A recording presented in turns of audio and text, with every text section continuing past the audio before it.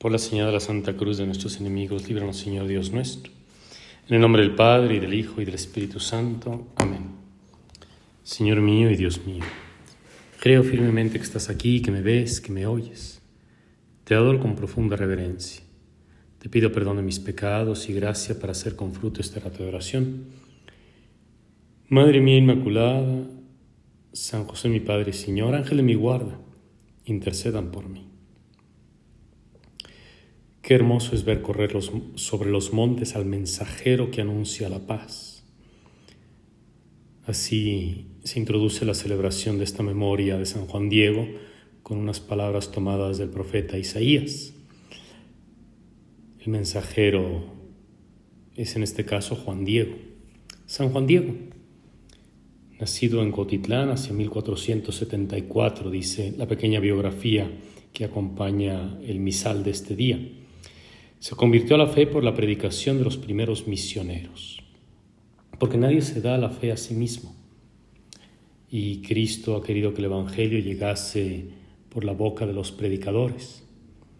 Y encontró buena tierra en Juan Diego, buen cristiano y temeroso de Dios. Es el elogio que hace en la biografía para este día. Fue escogido por Dios para ser el mensajero de la siempre Virgen Santa María, Madre del verdadero Dios por quien se vive, misión que cumplió fielmente. Vivió junto a la ermita de Nuestra Señora de Guadalupe unos 17 años hasta su muerte, acaecida en 1548. Esta información breve está tomada del otro gran documento donde se nos narran los acontecimientos en torno a la Virgen de Guadalupe, sus apariciones.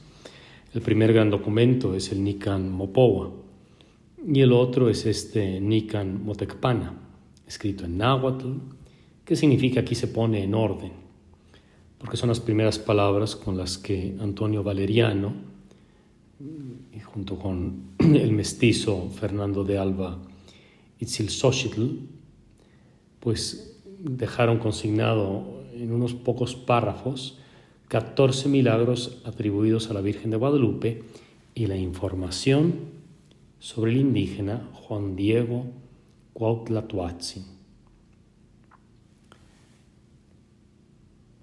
Esta relación hermosa nos cuenta con un lenguaje sencillo la fidelidad con la que Juan Diego, después de las apariciones, se entregó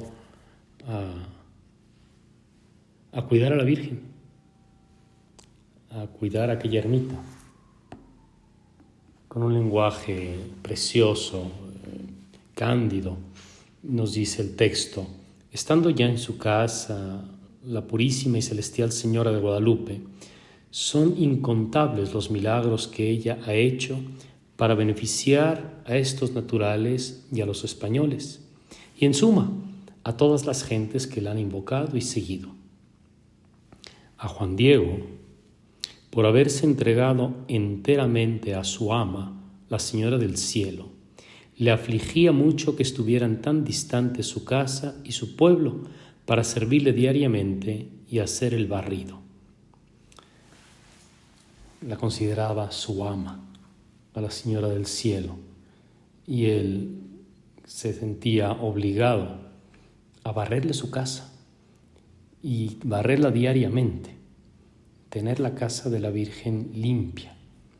La casa se refiere a la pequeña ermita de la cual hoy todavía se pueden ver los restos cuando uno va a la Basílica de Guadalupe. Más allá de la Basílica Antigua está junto a la Capilla de Indios la ermita original, el templito original, lo que aquí en el texto se llama su casa, su santa casa. Y le afligía a Juan Diego no poder ir diariamente a hacer el barrido, por lo cual suplicó al señor obispo poder estar en cualquier parte que fuera, junto a las paredes del templo, y servirle. El señor obispo accedió a su petición y le dio una casita junto al templo de la Señora del Cielo, porque lo quería mucho el señor obispo. En efecto, adosada a la capillita, a la ermita, Se ve claramente el espacio todavía hoy de donde estaría habitando o quedándose Juan Diego.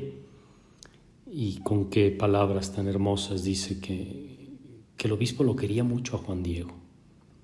¿Cómo no lo iba a querer después de haber visto ese milagro? De haber visto que las palabras de ese indio eran verdaderas y después de haber visto los milagros que están narrados en este libro del Nican Motecpana.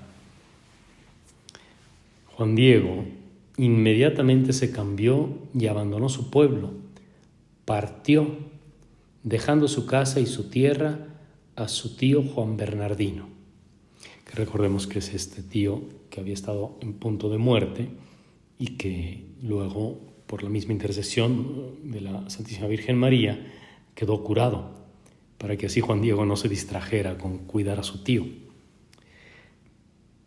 Y así pues, dejando su casa y su tierra a este tío que había sido milagreado, curado milagrosamente, Juan Diego se pudo ocupar de las cosas de la Virgen.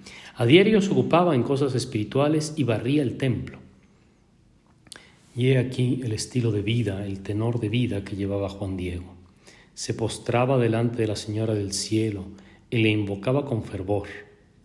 Frecuentemente se confesaba, comulgaba, hacía penitencia, se disciplinaba, se ceñía cilicio de malla y se escondía en la sombra para poder entregarse a solas a la oración y estar invocando a la Señora del Cielo. Son las prácticas virtuosas, prácticamente heroicas.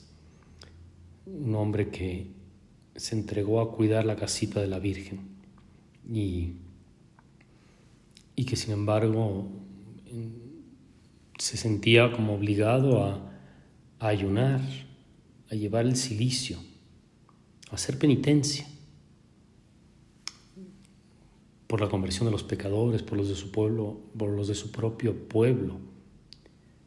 Y el texto del Nican Mopoga continúa siendo el elogio de Juan Diego.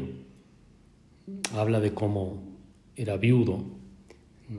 2 años antes de que se le apareciera la Inmaculada, había muerto su mujer, que se llamaba María Lucía.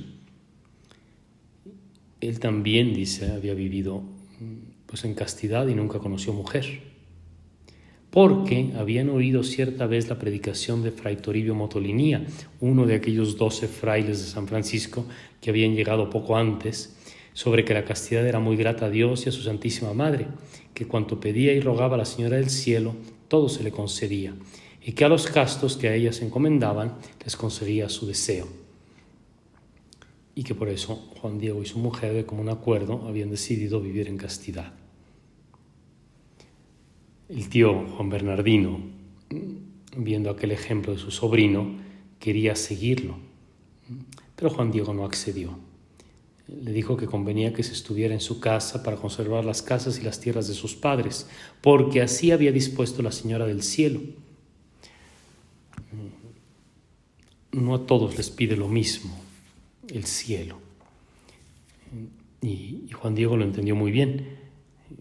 Juan Bernardino tenía que quedarse en aquellas tierras y en aquella casa para seguir cuidando el patrimonio. Pero él, Juan Diego, sabía que tenía este compromiso, esta vocación, esta llamada a ocuparse de la santa casita, de la casa del cielo de la Virgen, ¿no?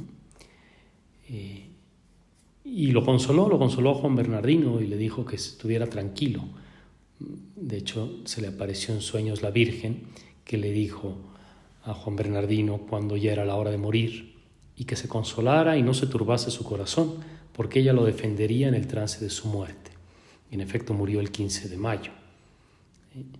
Y fue sepultado luego dentro del templo de la Señora del Cielo.